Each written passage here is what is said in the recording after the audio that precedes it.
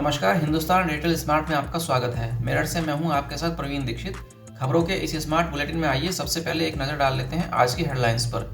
मेरठ में पहुंचा ब्रिटेन का नया कोरोना स्ट्रेन, संभल कर रहिए। घरों में कैद हुए संत विहार के 286 लोग, कर्फ्यू जैसा हाल।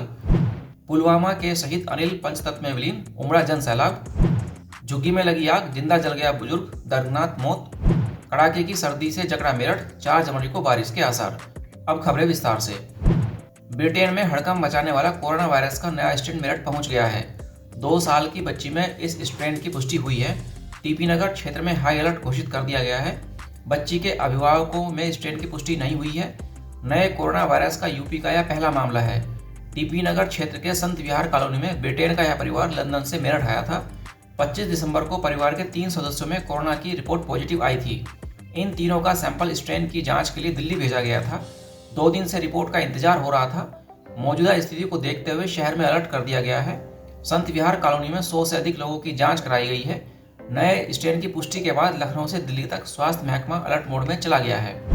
टीपी नगर की संत विहार कॉलोनी में कोरोना के नए स्ट्रेन की दस्तक के साथ ही पूरा इलाका सील कर दिया गया है।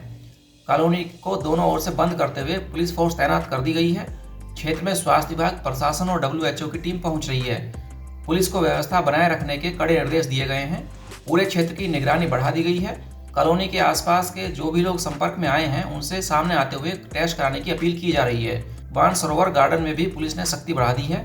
यहाँ रहने वाली एक महिला की कोरोना संक्रमण की रिपोर्ट दिल्ली से आना बाकी है। नए स्ट्रेन मिलने के बाद पूरे इलाके में कर्फ्यू जैसा माहौल है और यहाँ रहने वाले 286 लोग घरों में कैद हो गए हैं। संत विहार में 100 लोगों की कोरोना संक्रमण की जांच कराई गई है। आवश्यक वस्तुओं की सप्लाई के लिए प्रशासनिक टीम को जिम्मा सौंपा गया है। पुलवामा में आतंकियों से मुठभेड़ में शहीद हुए 44वीं राष्ट्रीय राइफल्स के हवलदार अनिल कुमार तोमर का पार्थिव शरीर मंगलवार रात 9:35 पर मेरठ के पैतृक गांव सिसोली पहुंचा। अंतिम दर्शन के लिए हुजूम उमड़ पड़ा। राजकीय सम्मान के साथ पार्थिव शरीर का अंतिम संस्कार हुआ। 8 साल के बेटे लक्ष्य ने अनिल को मुखाग्नि दी। शहीद की चिता गांव सिसोली स्थित घर के पास ही खाली प्लॉट में फूलों से सजाई गई। मेरठ कैंट से कर्नल दीपक उप्रेती और कर्नल तरुण भाटिया के साथ सेना के जवानों ने शहीद को अंतिम सलामी दी। प्रदेश सरकार की ओर से कैबिनेट मंत्री सुरेश राणा, सांसद राजेंद्र अग्रवाल, क्षेत्रीय विधायक सत्यवीर त्यागी, DM के बालाजी, SSP अजय साहनी ने पुष्पचक्र अर्पित किए। वेस्टर्न रोड स्थित ऋषभ एकेडमी के सामने एक झुग्गी में आग लगने से एक बुजुर्ग व्यक्ति की जिंदा जलकर दर्दनाक मौत हो गई। आसपास के लोगों ने फायर ब्रिगेड और सदर थाने की पुलिस को सूचना दी। मौके पर पहुंची पुलिस ने शव को अपने कब्जे में लेकर पोस्टमार्टम के लिए मेडिकल भेजा।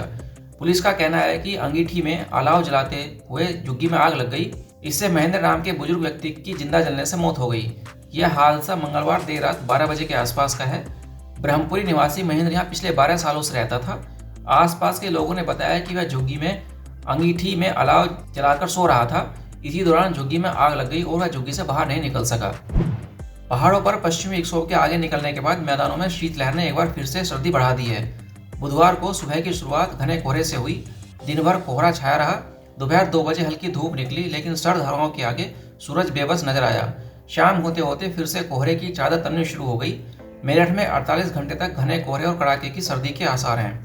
नए साल की शुरुआत भी कोहरे और कड़ाके की सर्दी के साथ होने की उम्मीद है। 3-4 जनवरी को मेरठ सहित वेस्ट यूपी में अच्छी बारिश होने की संभावना है।